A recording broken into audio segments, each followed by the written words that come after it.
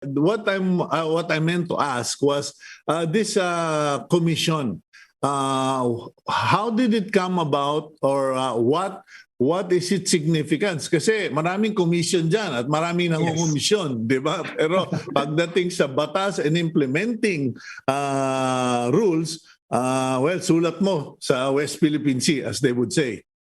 Yes, the Commission on the Limits of the Continental Shelf is one of the three bodies that were established under the United Nations Convention on the Law of the Sea, or UNCLOS, to implement the provisions of that convention. The first one is the CLCS. The second one is the International Seabed Authority, which is in charge of the management of the seabed areas beyond national jurisdictions. And the last one is the International Tribunal for the Law of the Sea. So the CLCS is tasked with the validation of coastal states' submission for their extended continental shelf. So meaning the seabed areas falling within national jurisdictions. It is very important to establish those boundaries, because unless these boundaries between the seabed areas falling under national jurisdictions and those seabed areas falling under the international seabed, which is reserved for the common heritage of humankind, meaning everyone benefits from that, unless those boundaries are fixed, then no exploration, exploitation, or even management of the resources can take place, because nobody knows where the boundaries are.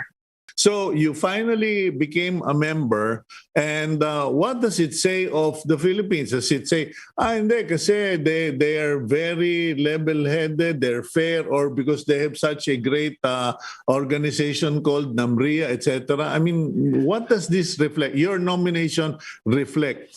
Yes, this nomination is not. It is part of a bigger, foreign affairs agenda.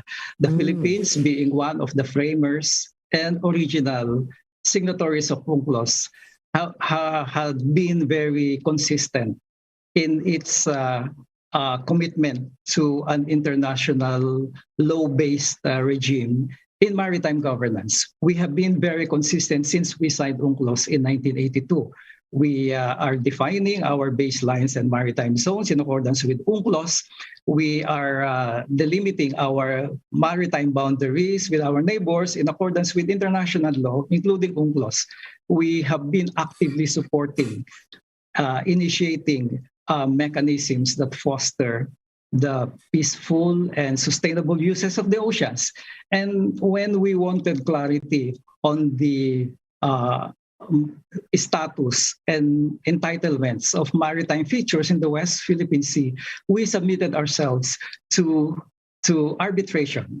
So this candidature or nomination to the CLCS is just a further demonstration of that strong commitment to an international law-based regime in maritime governance. What are the top priority goals for you as a member of the commission? Is there such a thing na these are my top priority goals, or are you limited by the function of your position? In the course of our conversations with the UNCLOS states parties during the course of the campaign, one common concern stood out, and that is the apparent delays in the consideration of the submissions, meaning it's taking a lot of time, sometimes even years, decades.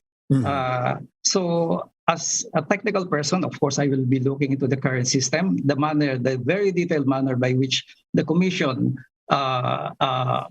processes the submissions is strictly confidential. So for outsiders like us, we don't know. We cannot trace the root causes unless we are inside. But on the delays concerning the, inadequate funds being provided by the UN itself, I think we can make a very strong representation at the highest level of decision-making at the UN, and that is the Conference of Parties to the UNCLOS. So I will be offering to the table both my technical and management skills. I am a strategic planner and a management person too. So I will look into all of this and see how we can improve the system and how we can make stronger representation up there at the UN.